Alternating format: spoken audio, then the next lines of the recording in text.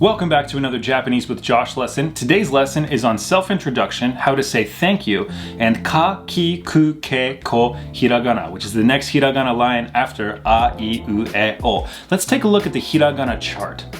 So you can see here there are a lot of symbols, and you might recognize the top row if you did the first lesson with me, which is a, I, u, e, o, the Japanese vowel sounds.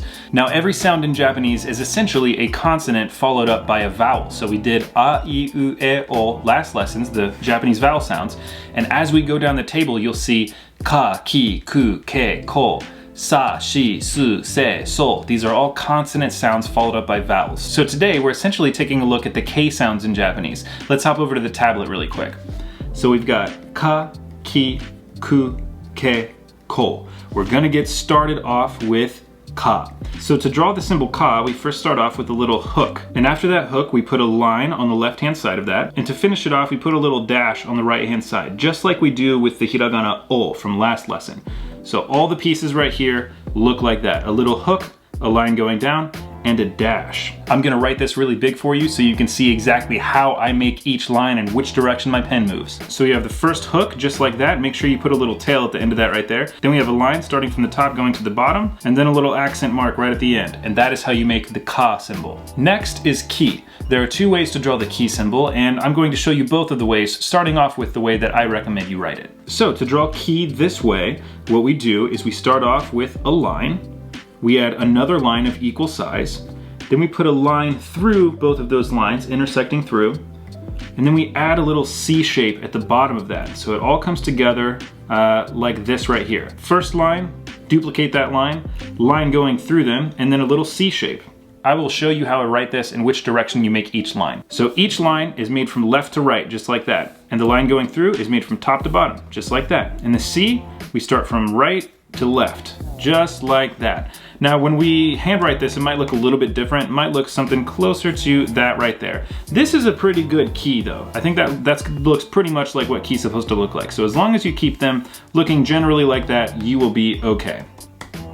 Like I mentioned, there are two ways to write the symbol for ki. The first has 4 strokes, and the second only has 3. The second is what they usually teach you in school when you're first starting to learn. I just think that the first one is a little bit easier. So I'm gonna show you the school version now. So this is how a textbook would teach you to write ki. Notice right here, the ki symbol is actually connected to that second line right there. Now this is written all at once, and it looks something like this. So we have the first line, the second line right after, and then the third line. So each piece looks like this. So you'll notice on this version that the C shape is actually connected to the rest of this, all in one stroke. I will show you how you write that right now. Left to right, we come down, but instead of lifting up our pen like that and making the C shape over here, we keep it connected and we make it all at once, just like that. A more handwritten version of that would look something like this right here. As long as it looks pretty much like that, that is a ki shape.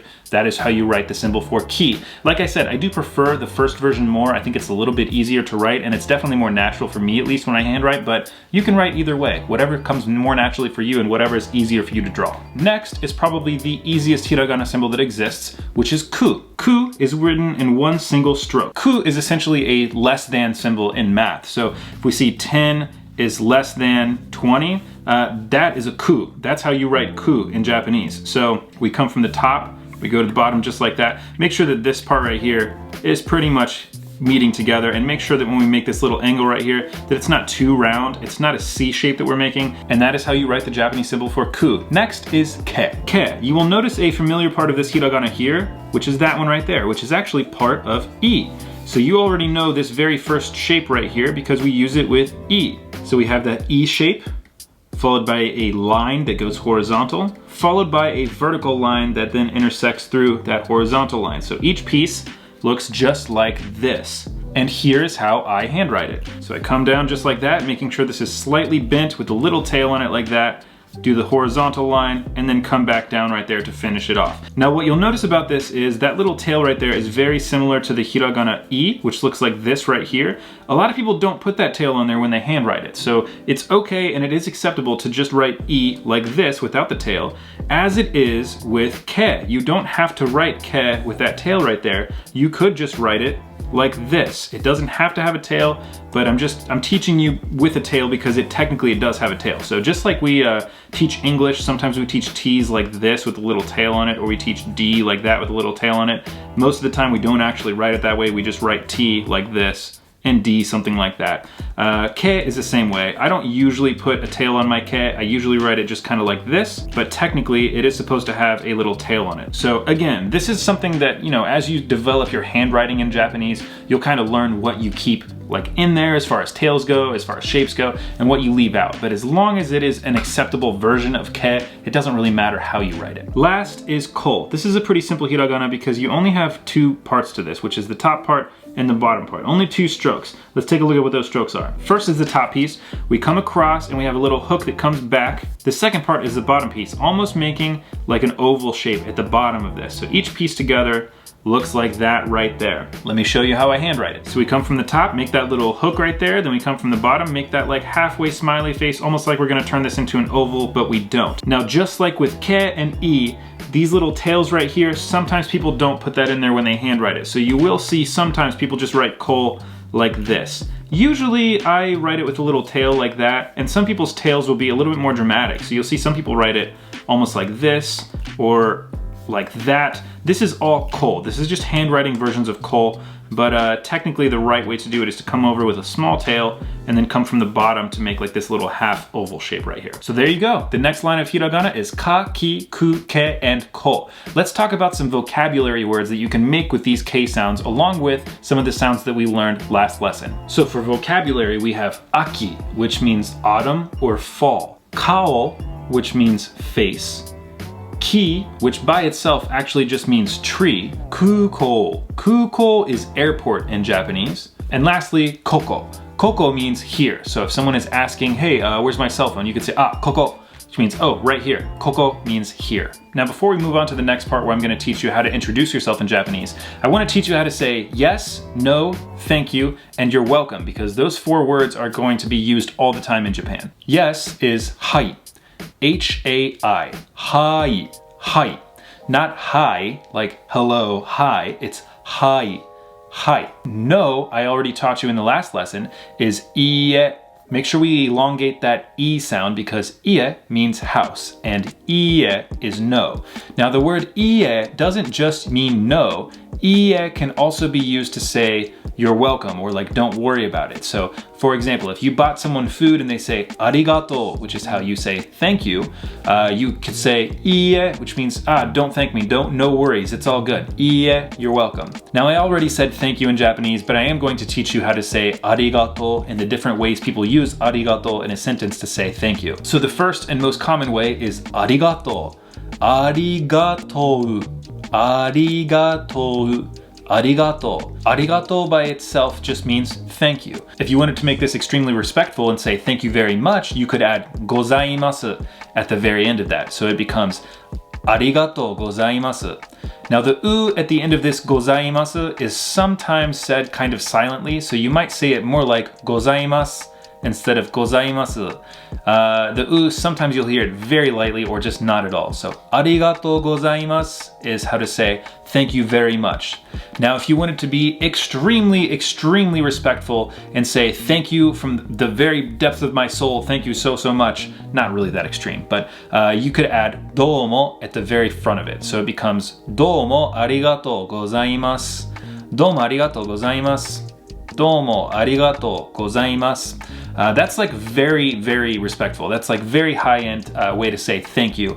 You don't usually hear people say that unless it's something that's really big. They say, domo arigatou gozaimasu, means thank you so very, very much. You can actually use domo by itself as well. So if you just said domo, that just means thanks. It's a more slang way to say thank you. I probably wouldn't say it in a situation in which you're talking to somebody above you, like a boss or somebody that's older than you. But you know, coworkers and peers, you could say domo, which means thanks. Now when somebody says arigato, it is customary to say you're welcome. So just like in English, if someone says thank you, you should respond with some version of you're welcome. The most common way to say you're welcome in Japanese is doitashimashite. Doitashimashite. There's a sentence in English that people sometimes use to help remember how to say you're welcome in Japanese. And that sentence is don't touch my mustache. Don't touch my mustache. どういたしまして Don't touch my mustache. どういたしまして Don't touch my mustache. Kind of sounds similar. Probably should not say don't touch my mustache in place of どういたしまして. But if it helps you remember how to say you're welcome, then by all means use it. Now that I'm thinking about it, I'm gonna add 2 more phrases that you should know to this video. And that is, excuse me and I'm sorry. So excuse me is すみません. すみません. Sumimasen is excuse me, just like how we use it in English. If you're trying to get someone's attention, you might say, excuse me, and you would say the same thing in Japanese. Sumimasen, sumimasen. You would also say excuse me if you maybe bump into somebody or if you're trying to get by. So little small things where you almost want to say sorry, but it's not actually an apology. You could say sumimasen. Another way people will pronounce it is actually a way more slang way to say sumimasen, which is suman. So I would not say this at all, probably. I would just avoid saying this in general because it can kind of come off as rude. But if somebody says suman to you, they're just saying sumimasen in like a more slang way. So suman, sumanai. Those are like more slang ways to say sumimasen. But if you want to actually apologize to someone and say, I'm sorry because you've done something wrong, I would not use sumimasen. I would use gomen nasai. Gomen nasai. This is actually gomen nasai. Gomen nasai. So that in sound is a little elongated right there. Gomen nasai. Gomen nasai. That means I'm sorry. It's an actual apology. Now there is a more slang version of this right here, and it's something that you would use more with your friends. It's not really considered rude, just more slang, shortened version, and that's gomen. So the whole word is gomen nasai. So you drop off the nasai and just keep the gomen. Okay, so now you've learned ka, ki, ku, ke, ko. You've learned some vocabulary with those hiragana sounds. You've also learned how to say thank you, you're welcome, yes, no, excuse me, and I'm sorry. Now we're gonna move on to jiko shoukai, or self-introduction, how to introduce yourself in Japanese. Now this next part right here is going to be predominantly just letters on the screen. I feel like that's much better for you to be able to understand what I'm saying, so you're probably not gonna see me too much. It's mainly going to be letters on the screen, but I will return after this part. So when you introduce yourself in Japanese, it's basically a script. You use pretty much the same 3 to 4 phrases when you introduce yourself. The first phrase is hajimemashite. Hajimemashite. Hajimemashite. This comes from the word hajimete, which means for the first time. So this kind of translates to nice to meet you, like, hey, this is my first time meeting you. And it's used in the same situations in which you would say, hi, nice to meet you. Hajimemashite. Now phrase number 2 is the name phrase. This is when you would teach them what your name is. So I am Josh. I could say that 2 different ways. Watashi wa Josh desu. Or I could say, Watashi no namae wa Josh desu. So let's break those sentences down. Watashi wa Josh desu. Watashi means I or me. It can be used by both male and female. In Japanese, there are some gendered language. It is a gendered culture as well. So there are some words that are predominantly used by females and some words that are predominantly used by males, but it is somewhat interchangeable. There's no real rules to it. It's just more guidelines. So watashi is a very general way to say I. It is neither male nor female dominated. Now this next part, wa. Wa is a particle. Particles are words in the Japanese language that come after modified nouns, adjectives, or verbs. So their purpose is to do anything from like mark the topic of a sentence to indicate the subject of a verb or maybe explain directions, things like that. In this case, wa is a topic marker. So it is letting us know that watashi, which is I, is the topic of the sentence. So the next part would be your name. So my name being Josh. And you follow that up by saying des. Like I went over before in last week's lesson, des is a verb that means is or am. It's a verb that we use quite often to end sentences, and you will see it all the time in Japanese. Now, when you pronounce the word des, you sometimes leave the U entirely silent. So it's not like you're saying desu, it's just more like des. You would hear people say it desu sometimes, but you don't really hit the U really hard. So, I am Josh is watashi wa Josh desu. Let's talk about the longer version of my name is, which is watashi no namae wa Josh desu. So we already know that watashi means I or me. No is another particle which basically turns the word before it into apostrophe s. It makes the word previous to it possessive. So watashi no is not I, but it turns into my. Namae is how you say name in Japanese. Namae, namae, name. Wa is the particle indicating a topic, so we know that the topic of this sentence is namae, or name. And we actually put our name right after this, which is Josh in my case, followed up by des, which means is. So all together, this means I, apostrophe S, name, particle, Josh, is. My name is Josh. Watashi no namae wa Josh desu. Now this is a pretty complicated sentence in Japanese, so if you're a little confused right now, don't worry about it. I've just introduced you to what particles are, and I just gave you a sentence that has two separate particles, followed by a verb at the very end, and some weird looking stuff in the middle of it, you know? So don't be too frustrated if this one takes you a minute to understand. Moving on to the next phrase, phrase number 3, the information phrase. Now this is an optional phrase. Depending on the situation, you might not actually need to provide any information about yourself, so you could just skip to the next phrase if you would like to. But situations where you might want to add some more information could be if you met someone at a bar and you would like to tell them how old you are or where you're from. Maybe you're going to school in Japan as an exchange student and you want to explain that. This would be when you would do that. This would be the part where you would give a little bit extra information about yourself before finishing your self-introduction. Okay, so that was the optional phrase. Now let's go to the last phrase, which you should always say when you're introducing yourself to someone, which is yoroshiku onegai shimasu. Now, yoroshiku onegai shimasu is a confusing phrase at first, but it's a very useful phrase because it doesn't just apply when introducing yourself. You can use it in a lot of different circumstances. So, yoroshiku onegai shimasu in this context basically means please treat me well in our relationship. You can also translate it as nice to meet you. Yoroshiku can mean by all means, treat me well, suitably, or best regards. Yoroshiku is an adverb.